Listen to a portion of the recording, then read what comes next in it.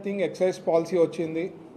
మీ అందరూ ఇనింటారు, బయట నుంచి వేరే స్టేట్ వాళ్ళు కూడా మన excise policy one of the best policy in India అని చెప్పడం కూడా చాలామంది ఫీడ్బ్యాక్ ఇవ్వడం జరుగుతూ ఉంది.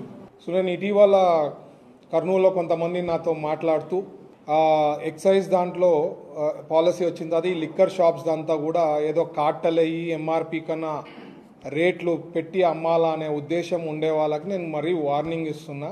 Don't do that, it will not be possible for you people to do that in Kurnool.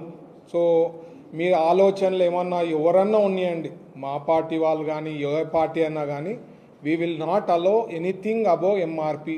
No cartel system to go above MRP. MRP ఏది ఉందో అదే ఫాలో కావాలా. సో మీరు ఎవరన్నా ఆలోచన చేసి మేము టెండర్లు వేసినాము, మేము ఆలోచించినాము ఇట్లా అనుకుంటే మరి రేపు మీరు దెబ్బతిన్న తర్వాత మమ్మల్ని బ్లేమ్ చేయొద్దండి. నేను ముందే కాషన్ చేస్తున్నా, ఎందుకంటే నేను ఇన్నా కాబట్టి I thought I should bring it to everyone's knowledge. మీరు ఎంఆర్పి ప్రకారం గవర్నమెంట్ ఏదైతే పెడతారో దాని ప్రకారమే అమ్మాలా.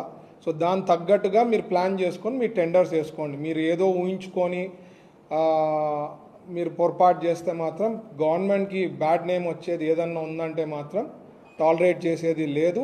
ఈ ఇన్డిసిప్లిన్ టాలరేట్ చేసేది మాత్రం ప్రశ్నే లేదు. సో అందరికీ నేను రిక్వెస్ట్ చేస్తున్నా, అది మోస్ట్ ఇంపార్టెంట్ అని అనుకున్నా. తర్వాత ఈరోజు కర్నూలు మున్సిపల్ కార్పొరేషన్ కమిషనర్ గారితో వీళ్ళతో అంతా రివ్యూ చేయడం జరిగింది, detail review. Last 2 times review చేసిన దాని విషయంలో పాయింట్స్ అన్నీ రివ్యూ చేయడము, ఏవేవి ఎట్లా చేయాలా, పర్మనెంట్ సొల్యూషన్స్ ఏమి ఇవ్వాలా, ట్రాఫిక్ది ఇష్యూస్ ఉన్నాయి దాన్ని ఎట్లా పర్మనెంట్గా సొల్యూషన్ ఇవ్వాలా, వాటర్ ప్రాబ్లమ్స్ ఉన్నాయి దానికి పర్మనెంట్ సొల్యూషన్ ఎట్లా ఇవ్వాలా, సీసీటీవీస్ చాలా వరకు పనిచేస్తలే దానికి కూడా ఇమీడియట్గా యాక్షన్ తీసుకోవడం జరిగింది. ఓవరాల్ అన్నీ రివ్యూ చేయడం జరిగింది.